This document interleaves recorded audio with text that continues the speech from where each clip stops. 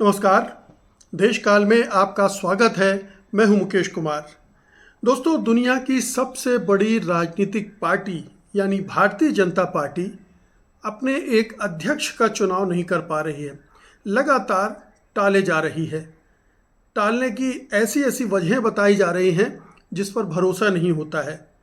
यानी एक पार्टी जो अपने को दुनिया की सबसे बड़ी पार्टी भी बताती है और ये भी दावा करती है कि वो लोकतांत्रिक पार्टी है, और उसमें पार्टी अध्यक्ष का चुनाव ही ना हो पाए या ना कर पाए वो पार्टी, तो सोचिए पार्टी का अंदरूनी ढांचा कितना कमज़ोर हो चुका होगा। निर्णय लेने की प्रक्रिया कितनी तंग हो चुकी होगी, कितनी कमज़ोर हो चुकी होगी कि राष्ट्रीय अध्यक्ष वो पार्टी अपना नहीं चुन पा रही है। नहीं चुन पाने के बहुत सारे कारण, बहुत सारे बहाने बार बार बनाए जाते रहे हैं। जेपी नड्डा का कार्यकाल 2023 में ही ख़त्म हो गया था, लेकिन चूंकि वो मोदी शाह के खासम खास थे, उन्हें लगा कि उनको बनाए रखना है और उन्होंने एक बहाना बनाया कि लोकसभा चुनाव है, इसलिए उनको बनाए रखा जाए। और लोकसभा चुनाव तक जेपी नड्डा फिर से पार्टी के अध्यक्ष बन गए। फिर कहा गया कि अब 2 राज्यों के चुनाव और हैं, हरियाणा और महाराष्ट्र के, ये भी निपट जाएं तो दिसंबर तक पार्टी को नया अध्यक्ष मिल जाएगा। वो भी नहीं हुआ। फिर कहा गया कि दिल्ली के चुनाव निपट जाएं, यानी फरवरी के अंत तक भारतीय जनता पार्टी का अध्यक्ष तय हो जाएगा। नहीं हुआ। आधा मार्च निकल चुका है, पार्टी का अध्यक्ष नहीं चुना गया है, और एक बार ये खबर फिर से आ रही कि अभी और टलेगा, अभी और समय लगेगा। समय लगने की जो वजह बताई जा रही हैं वो एक तो संगठनात्मक चुनाव नहीं हुए हैं। 36 राज्य यूनिट हैं बीजेपी की, जिनमें से 18 के चुनाव नहीं हुए हैं। 12 के चुनाव हो चुके हैं, मतलब 12 के चुनाव हो गए हैं, बाकी चुनाव नहीं हुए हैं। लेकिन कम से कम आधी यूनिट के चुनाव हो जाने चाहिए, तब राष्ट्रीय अध्यक्ष का चुनाव हो सकता है। यानी 18 यूनिट के होने चाहिए, 6 और हो जाएं राज्यों में तो पार्टी का अध्यक्ष चुना जा सकता है। लेकिन ये वजह हम सब जानते हैं कि नहीं है। वजह कुछ और है, और वजह यह है कि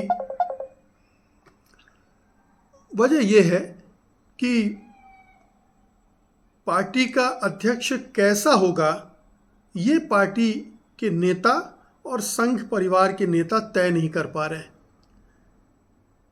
आपको पता होगा कि मोहन भागवत लोकसभा चुनाव के बाद बहुत उखड़े हुए थे और उन्होंने बहुत सारी तीखी बातें प्रधानमंत्री मोदी के बारे में कही थी और पार्टी के बारे में भी कही थी। और उसी समय से ये रस्साकशी चल रही है कि पार्टी का अध्यक्ष जो होगा वो किसकी मर्जी से बनेगा, किसके कहने पर बनेगा, या कोई ऐसा समझौता हो पाएगा दोनों पक्षों के बीच में कि दोनों की मर्जी से बने। आरएसएस की चिंता क्या थी और आज भी है कि ये पार्टी जो है ये दो आदमियों के कब्जे में आ गई है। उन्होंने एक रबर स्टंप, एक कठपुतली अध्यक्ष बिठा रखा है जो उनके आदेश पर दिन को दिन और रात को रात कहता है। वो कहते हैं उठ जाओ, खड़े हो जाओ तो खड़ा हो जाता है, बैठ जाओ तो बैठ जाता है। उनका भोंपू बना हुआ है और पार्टी का अंदरूनी जो निर्णय लेने की प्रक्रिया है वो ठप पड़ चुकी है। यानी सारी निर्णय लेने की पूरी ताकत 2 आदमियों के हाथ में, और तीसरा आप कह लें 2.5 आदमियों के हाथ में है, क्योंकि जेपी नड्डा को आप आधा ही मानिए तो 2.5 लोग फैसला कर रहे हैं पार्टी के सारे मामलों की। पार्टी में निर्णय लेने के लिए जो पार्लियामेंट्री बोर्ड है या दूसरे उसके मैकेनिज़्म हैं, उनका कोई इस्तेमाल नहीं हो रहा है। किसी की कोई सुनवाई नहीं है, जो मोदी जी कह दें वो सही। तो इस प्रक्रिया की वजह से, इस पूरी व्यवस्था की वजह से, मोदी शाह के इस शिकंजे की वजह से पार्टी अंदर ही अंदर कमज़ोर हो रही है और एक व्यक्तिवाद उस पार्टी पर पूरी तरह से हावी हो गया है। ये मोहन भागवत और आरएसएस के थिंक टैंक का आकलन था और इसीलिए वो लगातार इंसिस्ट कर रहे हैं, दबाव डाल रहे हैं कि अब जो पार्टी अध्यक्ष बनना चाहिए वो जेपी नड्डा टाइप का नहीं होगा, वो रबर स्टाम्प नहीं होगा, वो स्वतंत्र होगा। वो स्वतंत्र होगा अपने निर्णय लेने के लिए, पार्टी को चलाने के लिए। वो मोदी या शाह से के इशारों पर काम नहीं करेगा। ये जो मुख्य शर्त है ये मोहन भागवत की तरफ से रखी गई थी। और यही नहीं, उन्होंने ये भी कहा था कि पार्टी चूंकि अपने उसूलों से हट गई है, निर्णय लेने की का जो एकाधिकार मोदी शाह के पास चला गया है, उससे उसे मुक्त कराने के लिए और पार्टी में की जो विचारधारा है, जो कि संघ की विचारधारा है, उसके हिसाब से चलाने के लिए एक संघ का विश्वसनीय व्यक्ति ही उस पद पर बैठना चाहिए। तो ये भी एक ज़रूरी शर्त कि वो पार्टी अध्यक्ष, भावी पार्टी अध्यक्ष संघ का आदमी ही होना चाहिए, संघ से निकला हुआ आदमी होना चाहिए और वो मोदी शाह का चमचा, चापलूस, चाटुकार नहीं होना चाहिए। अब मोदी शाह ये नहीं चाहते। वो जानते हैं कि अगर पार्टी पर कंट्रोल उनका गया तो उनके लिए बहुत सारे चैलेंजेस खड़े हो सकते हैं। इसीलिए आपको याद होगा कि लोकसभा चुनाव के बाद मोदी शाह ने पार्टी के सांसदों की कोई बैठक नहीं करवाई थी। उसमें जो संसदीय दल का नेता है वो चुनने की प्रक्रिया तक नहीं की गई थी और सीधे एनडीए का नेता चुनवाया गया था, क्योंकि वहाँ पर मोदी को कोई चैलेंज करने वाला व्यक्ति नहीं होता। तो उन्होंने एक पूरी प्रक्रिया को ही लांग गए, वो उसको खा गए।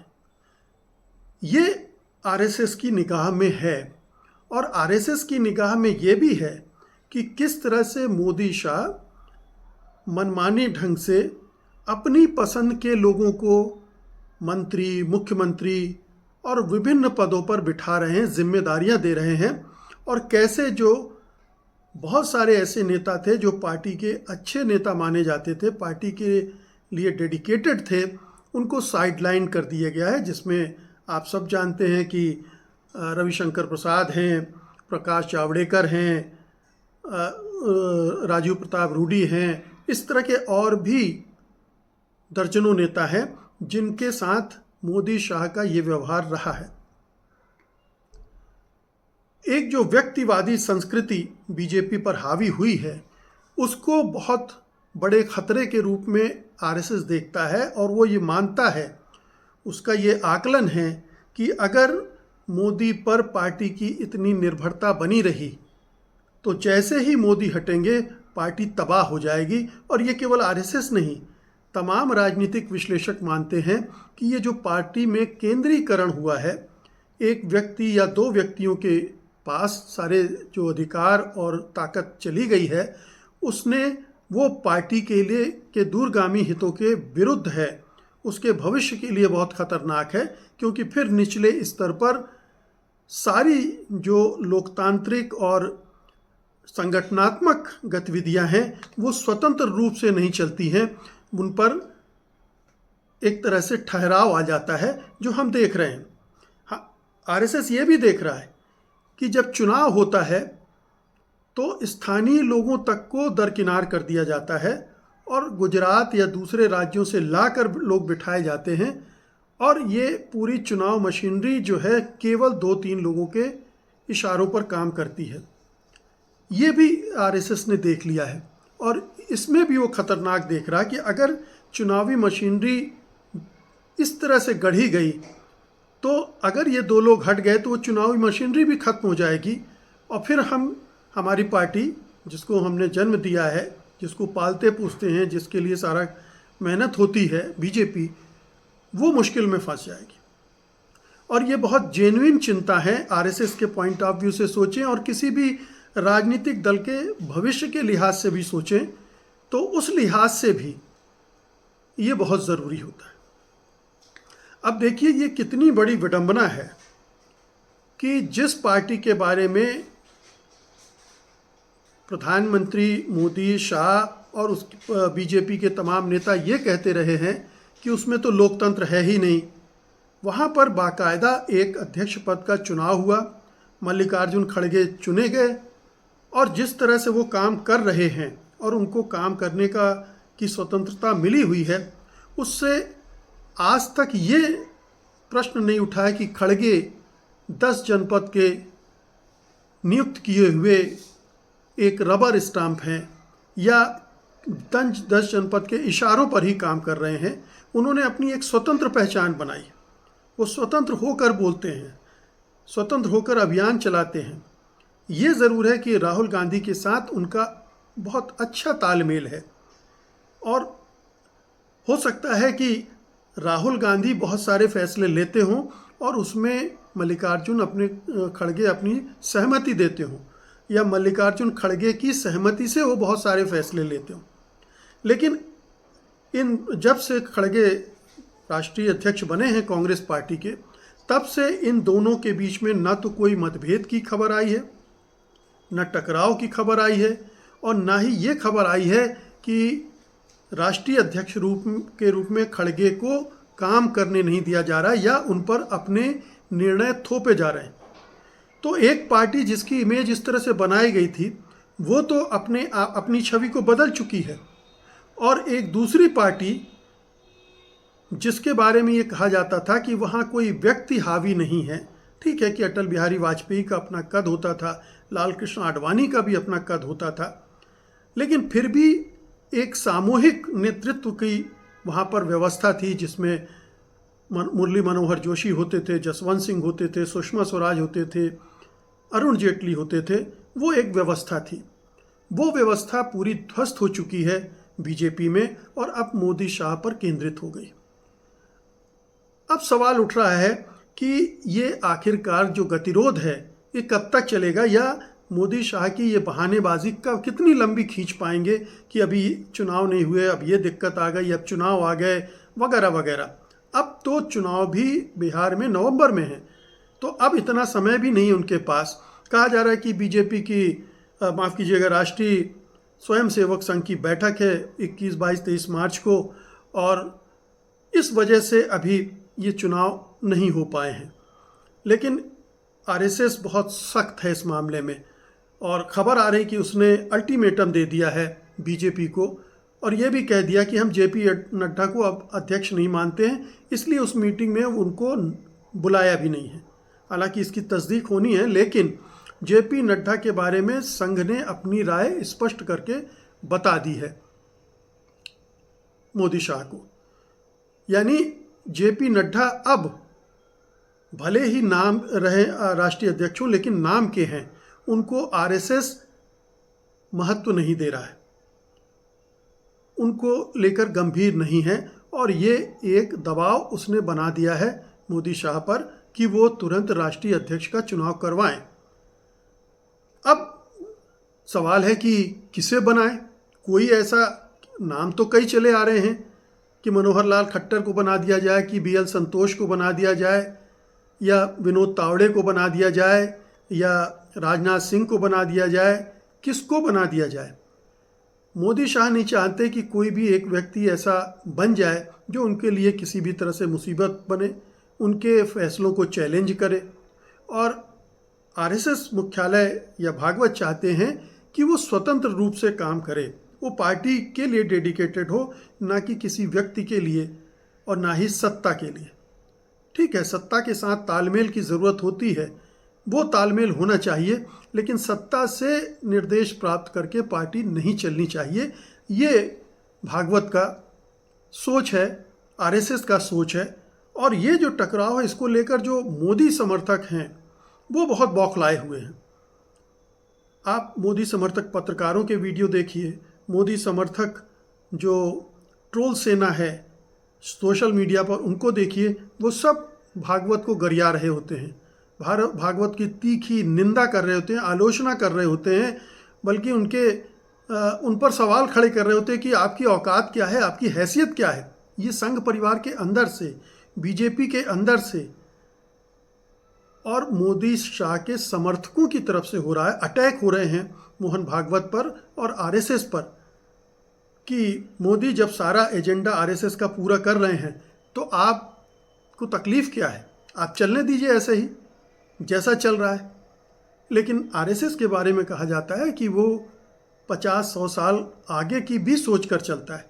वो आज भर की बात नहीं देख रहा है कि आज हमारा एजेंडा ये सरकार पूरा कर रही है, अच्छी बात है, कई चीज़ें पूरी कर चुकी है, लेकिन भविष्य क्या होगा अगर ये सरकार, ये पार्टी अगला चुनाव हार जाती है तो ये जितने भी फैसले लिए गए हैं इन पर फिर से विचार हो सकता है, एजेंडा आरएसएस का उलट भी सकता है, जो नई सरकार आएगी बहुत सारे फैसलों को बदल भी सकती है।